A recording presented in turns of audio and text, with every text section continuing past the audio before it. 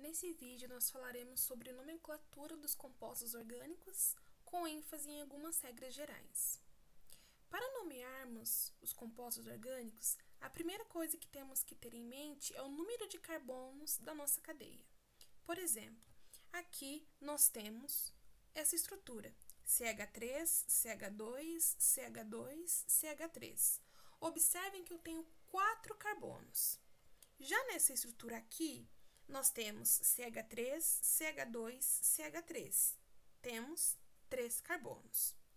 Devemos considerar que, segundo a IUPAC, existem prefixos para serem adotados na nomenclatura.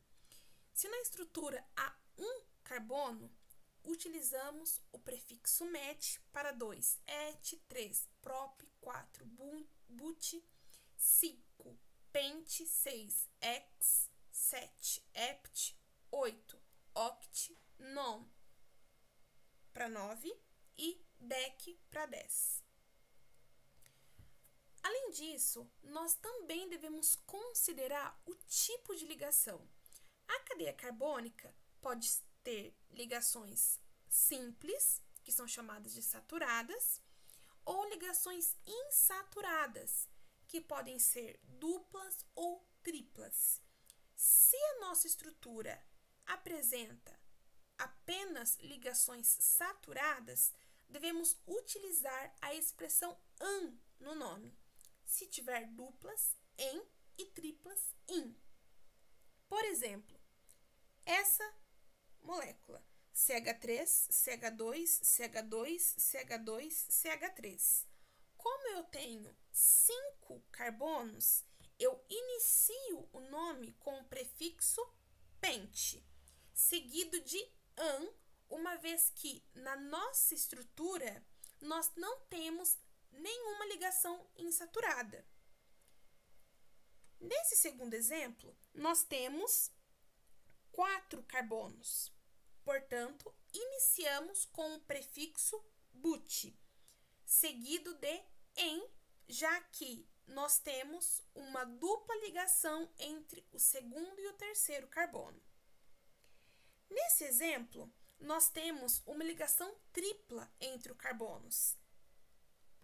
Já que nós temos 2 carbonos, iniciamos o nome com a expressão et, seguido de in, para evidenciar a tripla ligação entre os carbonos.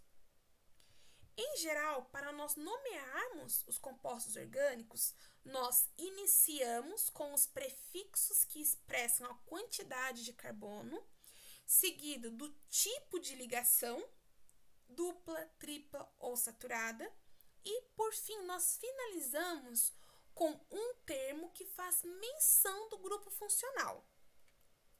Na química orgânica, existem grupos funcionais oxigenados, como álcool, éter, éster, ácido carboxílico, cetona, anidrido. Aqui nós temos um exemplo de um éter, que é o oxigênio entre carbonos. Aqui, à minha direita, eu também tenho um grupo funcional oxigenado. Existem os grupos funcionais nitrogenados, que são aqueles que apresentam nitrogênio na sua estrutura, como amidas e aminas. Nesse primeiro exemplo, observem que nós temos o nitrogênio ligado diretamente a carbonos, caracterizando uma amina.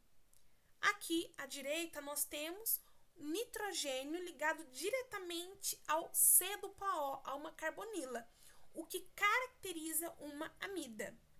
Além disso, existem cadeias carbônicas que só apresentam carbono e hidrogênio. Estas são chamadas de hidrocarbonetos, como este exemplo aqui e essa cadeia, onde nós só encontramos carbono e hidrogênio. Em suma, a regra geral para nomearmos é prefixo, entre parênteses, que é a quantidade de carbonos, certo? Seguido do tipo de ligação, an, en ou in, e por fim, nós devemos colocar o termo que expressa o grupo funcional. Como nós acabamos de comentar, nós temos grupos funcionais distintos e cada um desses grupos possui uma nomenclatura específica. Os hidrocarbonetos, por exemplo, terminam com O, os álcoois com OL, as cetonas com ONAS. Então, nos próximos vídeos, nós trabalharemos cada nomenclatura conforme o grupo funcional. Esta é apenas uma introdução e bons estudos para você!